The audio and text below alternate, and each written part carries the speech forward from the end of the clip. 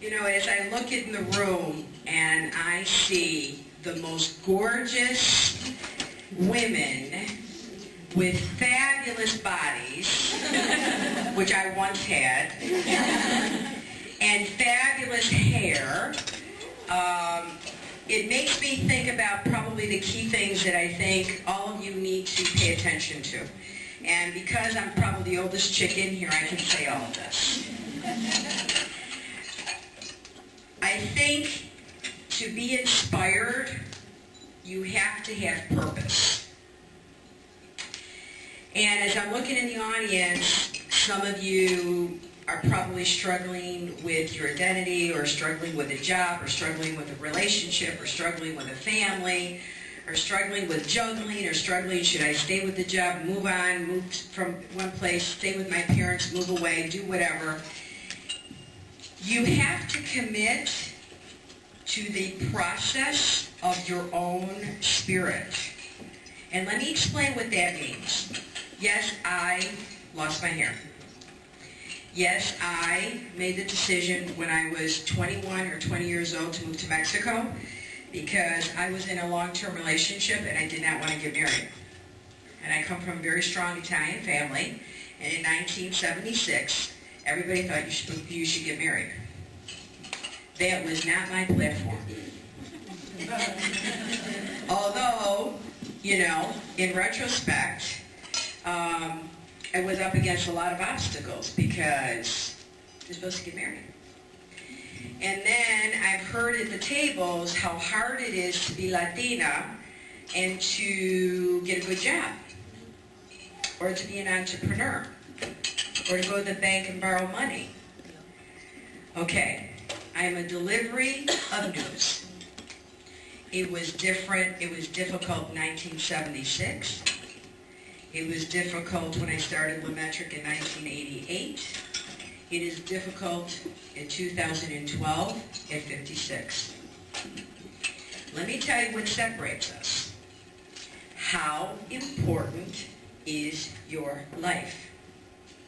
Not your mother's, not your father's, not your child's, not your husband's, not your boyfriend, not your friend. How important is your life? How important is your voice? Is your voice controlled by what you look like, what you wear, where you go, who likes you, who doesn't like you? Who's your voice? What's your voice? Because if you don't figure that out, you can't get to 56 and be okay. And you have to be willing to inspire yourself, because you are gorgeous.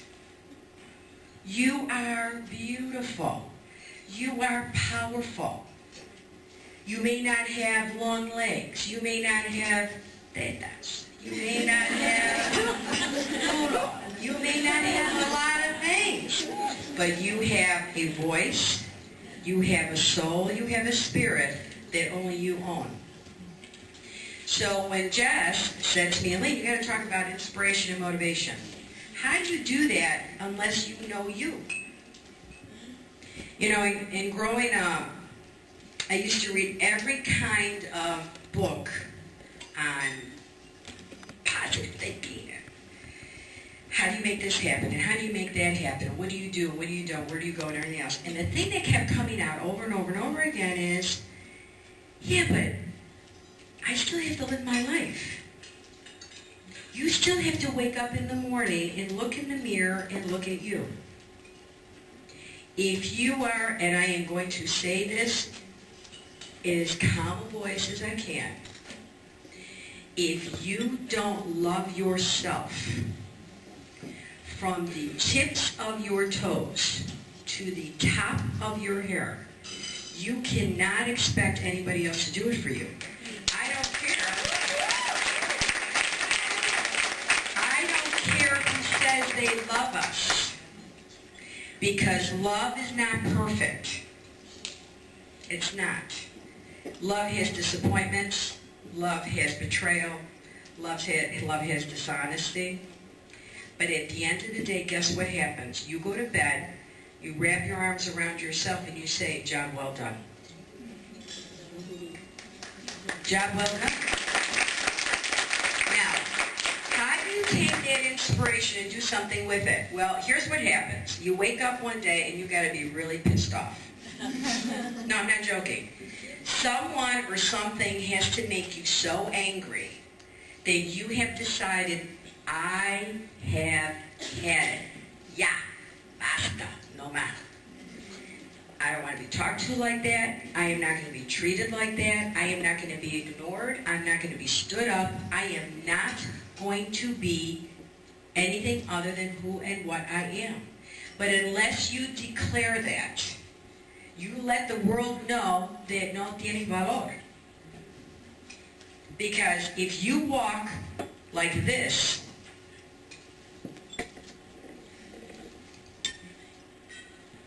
and not like this,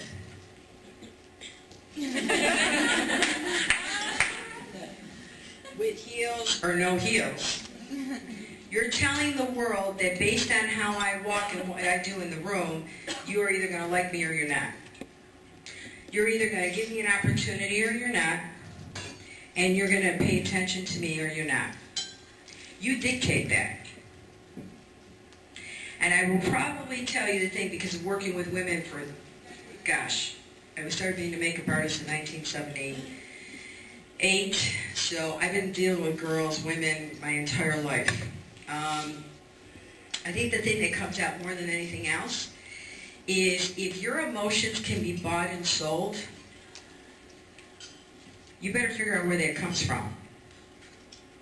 Because if you don't know how to motivate yourself, I will give you a perfect example. I knew it was going to be hot in here tonight, right? And I am 56 and hormones rage, okay?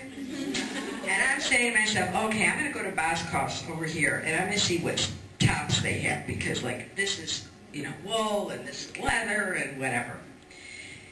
My girlfriend Jessie, who I have known for 35 years, is filming this, and we were walking around the store. I did one walk through. I said, I can't go buy that stuff. I said, I hate those clothes.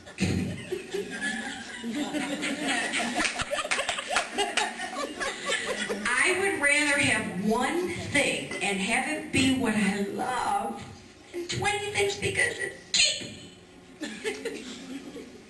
And I am like that with anything and everything. I can't go there. I spend more time being broke than I've ever had having money.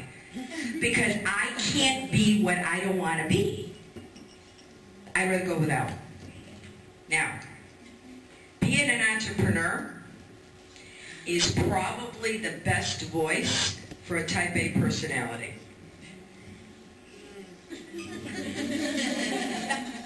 But let me tell you what happens. They don't like us. And let me tell you why that is. Because you have a mouth.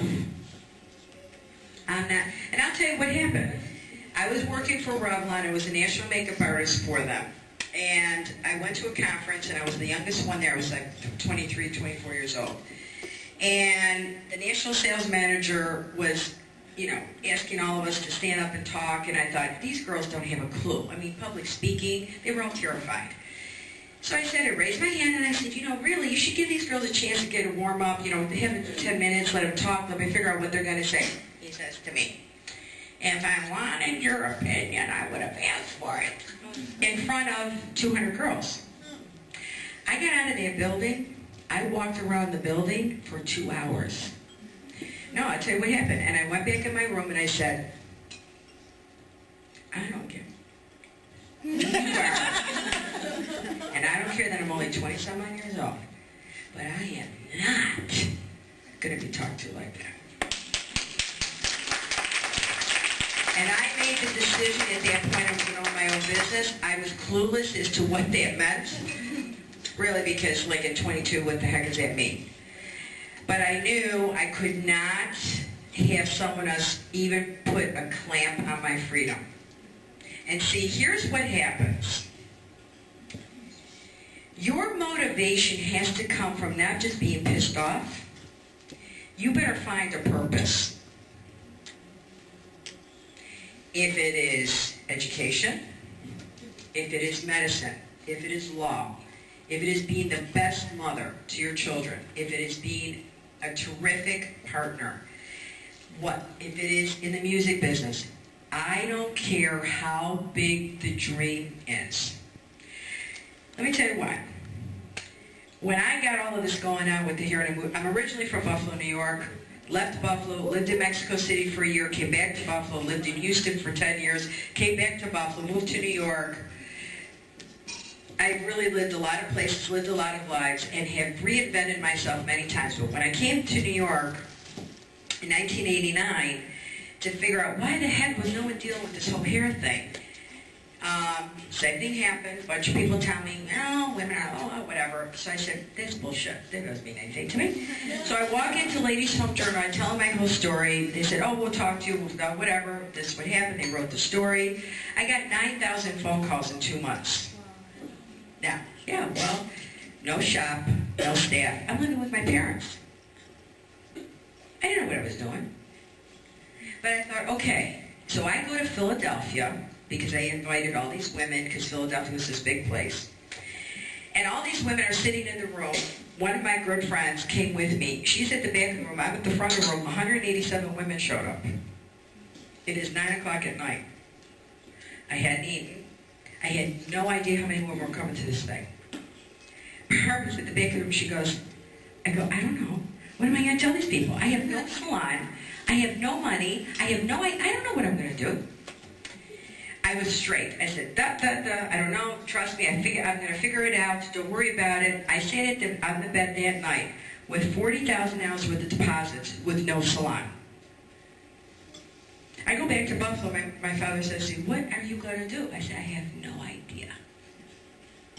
Within 2 months, though, I figured it out. But it has been... because you're dealing with money, you're dealing with emotions. Who wants to deal with hair loss? Who wants to deal with intergenetic alopecia areata, cancer, autoimmune, lupus, diabetes? Who wants to deal with all that? I was an open emotional book to every woman that for the first time was talking about this. So I felt as though I was my own crusader. Because I made the decision that I was going to go public with this, and my job was to help. See, when you're smart, and you're pretty, and you all are, and you are capable, and you all are, because I sat here, and the girls at the table said, you're awfully quiet. I said, I listen by watching. And not only are you guys beautiful on the outside, you are changing the face of your generation. Except for this frickin' tweeting, which I hate. And you need to stop it because it's annoying. I'm not joking. It's rude. Seriously. That's right. And if not enough of you have seen enough of you guys getting killed in the freeway because you're freaking tweeting, then you better freaking pay attention. I'm serious. Your life is more value than that thing in your hand. You are your powerful being. I'm serious. No voice is greater than you. No voice. No voice. And so, after being in business for 25 years, I can tell you it is worth every argument, disappointment, rejection. Let me just make sure you hear me on this one. The smarter you are, the prettier you are, and the more you want out of life, the more rejection and the more alone you will be. Not lonely. I want to make sure you hear me. Alone. Why? Because you will not enable anybody to use ammunition against you. What do I mean by that? If you don't invest in your own emotional capacity, if you don't make yourself the boss, you can't expect anybody else to do it. So your job is to motivate you. Your job is to inspire yourself. And your inspiration and motivation is to take the generations that came before you, mothers, brothers, sisters, uncles, aunts, and honor them by being the best that you can be. Because when you do that, you give other girls the thought that they can do it too. Because all of us got to know we can make it happen. With a disadvantage, mine happened to be here. Lost my sister. My other sister has myasthenia gravis. Never did I think I'd be the oldest with all of these illnesses in my family. But it could be worse. I look at all of you here and I think brilliance. I think beauty. I think power. I think voice. And you will take away from all of your sisters the ability to do more and better. And you will stand here at 56 years old looking out and say, it has been worth it. Without the drugs, without the alcohol, with a lot of lonely nights, and a lot of disappointments. But at the end of the day, guess what? You still have you. So wrap your arms around yourselves tonight. Seriously, wrap your arms around yourself and say, you are God's child. He made no one else like you. And He has given you the ability to speak, walk, and talk. Use it. Declare who and what you are and be your motivator, be your force. And I say this in the shop all the time. When you think you've had enough, go one more step. When you think you've had enough, go one more step. Because it is that step you don't want to do that is going to bring you what you need. Not what you want, what you need. And don't let any disappointment or hurt stop you from getting where you want to go. Because it is during those moments of the most pain, and I tell you this from my heart, you will learn the most.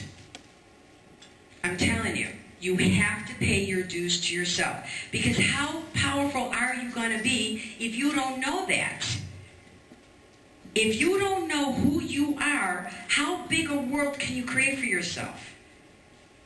Think about what I'm asking you. If you are not brought to your knees, how powerful can you be? Because you haven't been tested. I did not want to lose my hair. I did not want to lose my sister. I did not want to lose my dad. I did not want to see my younger sister going through myasthenia gravis. I did not want to see her little girl have Kabuki syndrome. I did not want a lot of stuff. What choice do I have? I did not create any of that. But what I do have a choice is how I deal with it. You cannot take away the past. It is part of who you are. If you've been abused mentally, emotionally, spiritually, physically, sexually, if you've been betrayed, robbed, isolated, if you've had alcoholism, drug addiction, if you've had secrets that you have been trying to hide, I'm going to tell you what you have to do.